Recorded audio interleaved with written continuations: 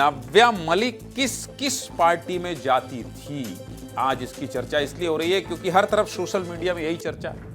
हमारा छत्तीसगढ़ एक विकसित प्रदेश की तरफ बढ़ रहा है और कई बड़े क्षेत्रों में कीर्तिमान रच रहा है। ऐसे में तेजी से आगे बढ़ते छत्तीसगढ़ के लिए सबसे बड़ा खतरा हो सकता है, इसका जवाब है नशाखोरी। क्योंकि इसी नशे के चुंगल में फंसाकर हमारे प्रदेश की युवाओं की जिंदगी तबाह की जा रही है। छत्तीसगढ़ को बर्बाद करने की बहुत बड़ी साजिश सामने आई है। पूरी खबर दिखाऊंगा, देखिए। नशे के सौदागर हमारे और आपके बच्चों को निशाना बना रहे हैं। नशे का खतरनाक जाल इस तरह बिछाया गया है कि हजारों युवा इसमें बुरी तरह फंस रहे हैं। बहुत बड़े ड्रग्स सिंडिकेट का पर्दाफाश हुआ। छत्तीसगढ़ में किस तरह ड्रग्स का एक बड़ा मकड़जाल तैयार किया गया, किस तरह ड्रग्स तस्करों ने अपना पूरा नेटवर्क बैठाया, उसकी परत दर परत खोलकर आपको सब कुछ विस्तार से आज दिखाऊंगा और बताऊंगा। सबसे पहले इस तस्वीर को देखिए। एक मासूम की तरह मुस्कुराने वाली ये कोई मामूली लड़की नहीं है, बल्कि नशे का पूरा कारोबार चलाने वाली ड्रग्स क्वीन के नाम से वायरल है और उसका नाम है नव्या मलिक। यह नाम छत्तीसगढ़ की क्राइम फाइल्स में बहुत बड़ा बन चुका है और पिछले कुछ दिनों से इस नाम की बहुत चर्चा हो रही है। नव्या पर आरोप है कि यह दिल्ली, पंजाब और पाकिस्तान से ड्रग्स मंगवाकर रायपुर के क्लब, पब, होटल और फार्म हाउस में सप्लाई करती थी और इन जगहों पर जितनी भी बड़ी बड़ी टेक्नो पार्टियां होती थी। टेक्नो देखिए, हम लोग गए ही नहीं आज तक। क्या होता है टेक्नो? नया शब्द है। उनमें नव्या मलिक ही प्रमुख चेहरा होती थी जो ड्रग्स की डिमांड पूरी करने की भूमिका निभाती थी। टेक्नो पार्टियों में युवाओं को टारगेट किया जाता था और नशे का आदी बनाया जाता था। आखिर नव्या एक डिजाइनर से ड्रग्स की काली दुनिया में कैसे कूद पड़ी, चलिए आपको भी बता देता हूं, ध्यान से देखिए। जानकारी के मुताबिक 30 साल की नव्या मलिक मुंबई में रहती है। नव्या इंटीरियर डिजाइनर होने के साथ फैशन डिजाइनिंग का कोर्स कर रही थी। इस दौरान क्या हुआ, उसका फैशन शो और पार्टियों में आना जाना होता था। बस यहीं से उसे ड्रग्स की लत लग गई और कुछ ही समय में यह लत इतनी बढ़ गई कि वो खुद इस काले धंधे में कूद पड़ी। नव्या ने कई बड़े ड्रग्स पेडलर्स के साथ संपर्क बनाया।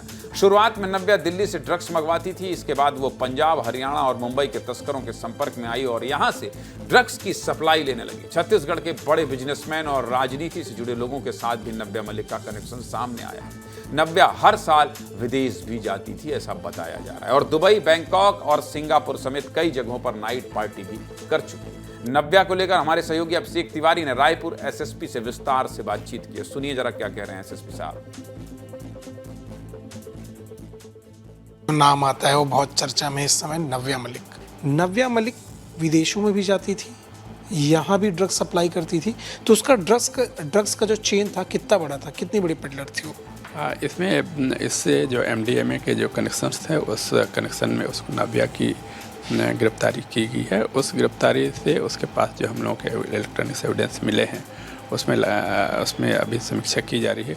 उससे लगातार पूछताछ की जा रही है। ये सही है कि इसके द्वारा कई बार फॉरेन टूर किया गया है और उसमें इसका अभी तक ये भी कहना है कि हाँ कि ड्रग्स के बजाय उसको इंटीरियर के जो आइटम है उसको लेने के लिए करता था, परंतु हम लोगों के अभी भी संदेह है कि ये ड्रग कनेक्शंस भी इसके हो सकते हैं। ये लोग किस तरह से युवाओं को टारगेट करते थे जो इनके मेन थे? जैसे नव्या की बात करें, नव्या जो क्लबों में जाया करती थी, स्टूडेंट को टारगेट किया करती थी।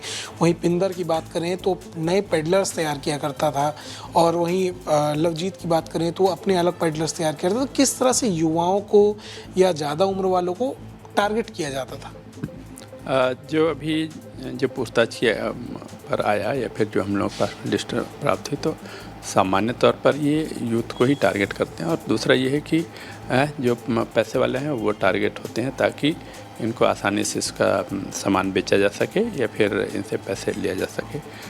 पर फिर भी इसमें अलग अलग तरीके से हैं, एक तरीके से उसको नहीं किया जा सकता।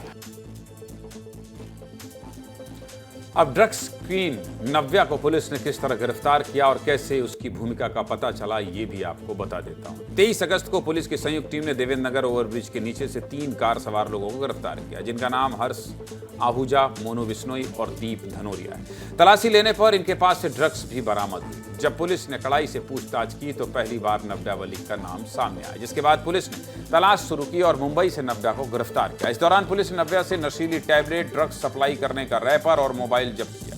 जब पुलिस ने मोबाइल की जांच शुरू की तो करीब 500 लोगों को ड्रग्स सप्लाई करने की जानकारी सामने आई। लेकिन नव्या की गिरफ्तारी के साथ एक और बड़ा नाम सामने आया। ये नाम है अयान परवेज का। अगर नव्या ड्रग्स क्वीन है तो अयान ड्रग्स किंग है और नव्या से भी बड़ा ड्रग्स पेडलर है। ड्रग्स के पूरे सिंडिकेट में अयान परवेज एक बड़ा पार्टनर था और नव्या मलिक इसकी सबसे खास साथी थी। जब पुलिस ने अयान को गिरफ्तार कर छानबीन शुरू की तो कई बड़े सुराग हाथ लगे। अयान के फोन में पुलिस को अलग अलग युवतियों के आपत्तिजनक वीडियो मिले और जानकारी के मुताबिक इनमें नव्या के भी वीडियो मिले हैं। अयान बहुत ही शातिर तस्कर है जो लंबे समय से ड्रग्स के धंधे में था। फिलहाल पुलिस ने नारकोटिक एक्ट के तहत मामला दर्ज कर नव्या और अयान को गिरफ्तार किया है। इस पर क्या कह रहे हैं एसएसपी, ये भी सुनिए। हीरोइन नेटवर्क में ऑलरेडी लगभग हम लोगों के पास में 500 के आसपास की लिस्ट है जो इनके कहीं ना कहीं इनसे माल लिया करते थे। इसी कनेक्शन में आगे की भी पूछताछ करते हुए नव्या मलिक के स्टेटमेंट और उसके फिर इन्वेस्टिगेशन के आधार पर अयान परवेज को गिरफ्तार किया गया है और इन दोनों से पूछताछ किए जाने के उपरांत में 4 अन्य आरोपी जिसमें विद्या अग्रवाल, सोहेल, जुनैद और ऋषि राज टंडन को भी गिरफ्तार किया गया है और इसमें अभी भी उन सभी से पूछताछ किए जा रहा है। इनके मोबाइल और अलग अलग से इलेक्ट्रॉनिक एविडेंस जो हैं उनके कलेक्शंस किए जा रहे हैं। इस आधार पर आगे के भी कुछ लोगों की और गिरफ्तारी संभव है जिसके संबंध में पूछताछ किए जाने बाद ही स्पष्ट हो पाएगा। कई बड़े लोगों के नाम आए तो उन पे किस तरह की कार्रवाई की जाएगी? एक नाम आया जो इस समय जेल पे है तो क्या उनको बुलाकर पूछताछ की जाएगी? क्या इस तरह की चीजें भी देखने मिलेंगी? इसमें बताया ना कि अभी अगर कोई इस ड्रग कनेक्शन में है तो उसको किसी भी रूप में वो बच नहीं पाएगा। कुल मिलाकर बड़े बड़े लोगों के नाम आ रहे हैं। उसमें कहा यह जा रहा है कि पूर्व मंत्री तक हैं, विधायक हैं, बड़े बड़े अफसर हैं, इसके अलावा कुछ बड़े उद्योगपति हैं।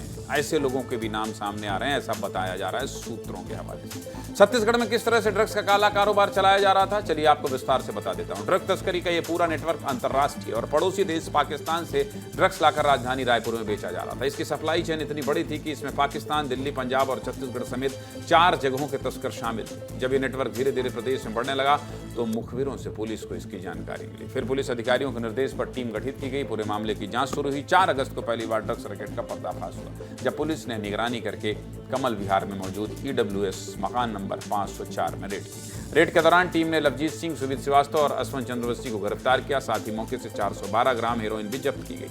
आगे पुलिस की पूछताछ में 6 और आरोपियों के नाम सामने आए। ये सभी आरोपी मिलकर छत्तीसगढ़ में 8 महीनों से ड्रग्स सिंडिकेट चला रहे थे।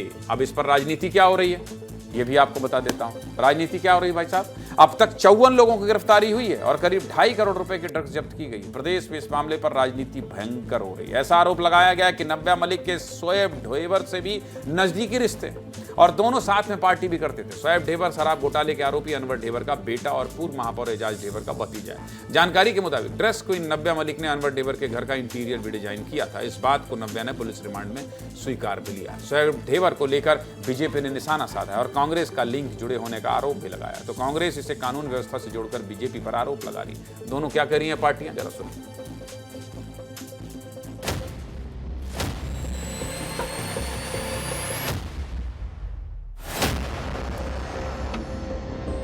सुचिता की बात करने वाले इस तरीके के कार्यों में अगर संलिप्त हैं तो वो निश्चित रूप से बहुत दुर्भाग्यपूर्ण है। जनता को धोखे में रखने का काम तो कांग्रेस करती है।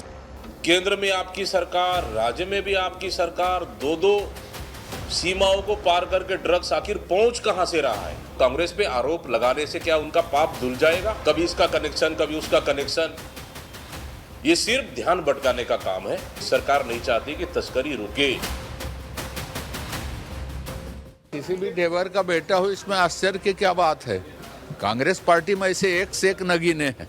अभी तो एक नाम आया है, अभी देखते जाइए कितने लोग नशे में निकलते हैं, कितने होश में निकलते हैं। ऐसा काम मत करिए।